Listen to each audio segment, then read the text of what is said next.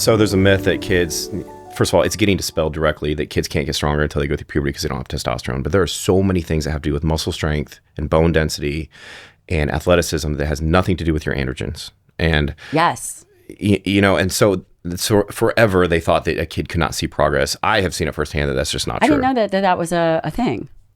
That they don't think children can get stronger or see progress. Oh, I mean, yeah, they just don't think that they think it's pointless. They think it's dangerous to have kids lift weights, and it's pointless because they can't gain muscle without testosterone. Well, women don't have testosterone, or very little, and they can still gain muscle. Yeah. It's a lot of it is independent of hormones. Insulin sensitivity, insulin's the most anabolic thing in your body. Like, keep your kid insulin sensitive. And just a reaction to strenuous activity. And it's not just about muscle size.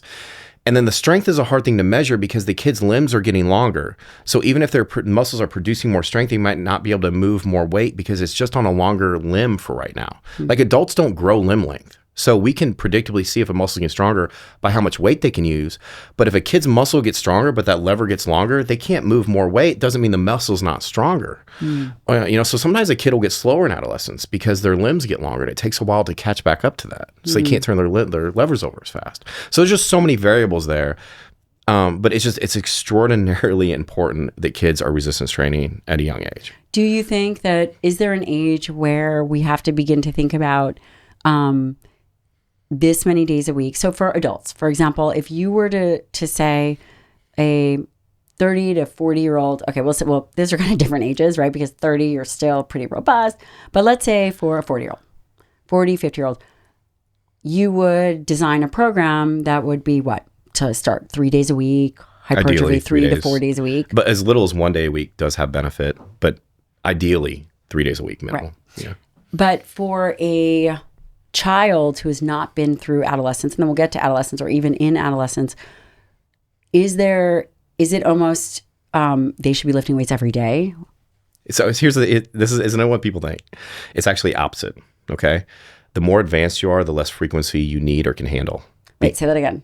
The more advanced you are in training age, and the older you are, the less frequency of intense training you need or can handle. I would totally agree with that. So kids can literally max out, if you were going to have them do this, on a squat every single day. And they would be able to recover from it. It would not affect their central nervous system because their central nervous system literally cannot produce that much of a charge yet. Whereas once you go through puberty, they're more likely to get hurt. Their central nervous system starts putting out a huge volt, right? Basically a huge charge, and they can actually start to hurt themselves, and they can actually start to overtrain. You literally almost cannot overtrain a child. I mean, that's fascinating. When you think about the central nervous system, is there a way that we would have a measure by proxy? How would we be able to tell if the nervous system is being stressed? So it's one of these things that's very highly contentious right now because when they directly measure central nervous system recovery, it shows that the central nervous system recovers very quickly. But we know that not to be true based on what we see in our field. So they know it has something to do with like glutamate and, cortisol doesn't go down, and like you have so much dopamine and release that your serotonin then can't get up and adrenaline. So they don't know if it's the actual the neurons themselves or the byproducts that have resulted that need time to clear. So I want to caveat that first, because some people listen to this that may be study geeks or like, well, studies have shown this central nervous system recovers very quickly. And I understand that. But we know as professionals in our field that if you're going to max out on a sprint or a jump and your athlete is overtrained, with the high intensity stuff, it's going to take 7 to 14 days before they can peak again. Wow. Whereas muscle tissue, you can crush a muscle 4 days later, that thing's probably ready to go. And there are variables, person to person, muscle group to muscle group. But to get back to your question, very simple ways to test it. The carbon dioxide tolerance is CO2 tolerance, very cheap, easy way. And just buy a grip strength tester. Very simple. Also, more subtle ways, more qualitative ways, like quality of sleep. Are you waking up? Do you go to sleep really fast, but then you wake up in the middle of the night? That suggests your cortisol stays level throughout the night, and it keeps waking you up.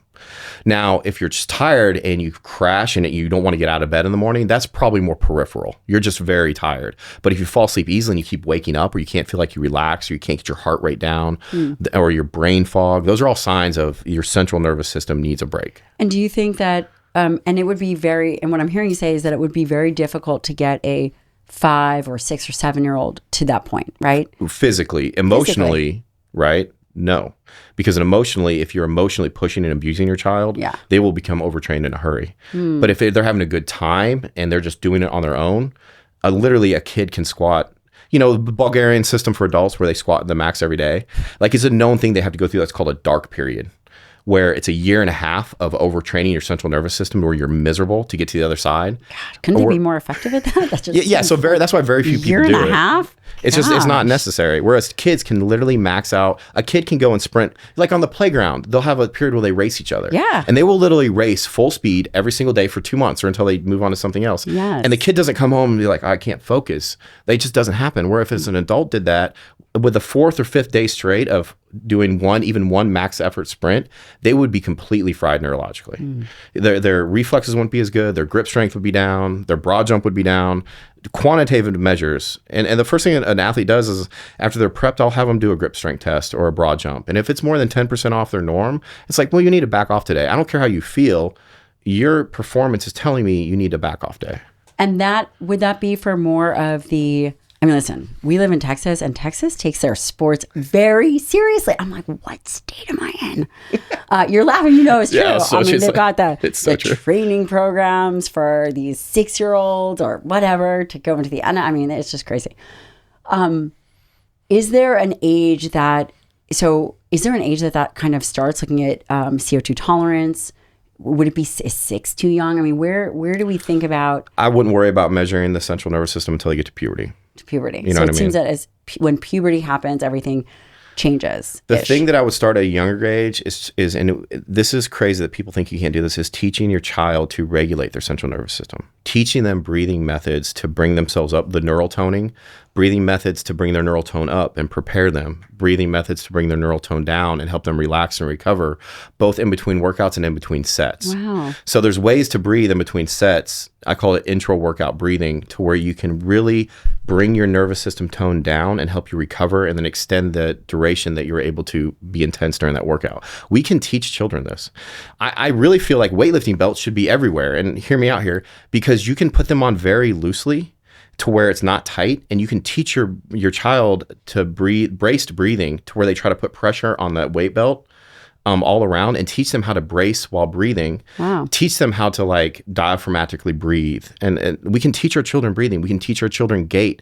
We can teach our children to hold their tongue on the roof of their mouth and nasal breathe. We can teach them all these things that will extend to the time when they get to adolescence and the central nervous system becomes an issue. They're already prepared to help themselves recover. My kids are real bummed you came on this podcast, because guess what is going into the Amazon cart today?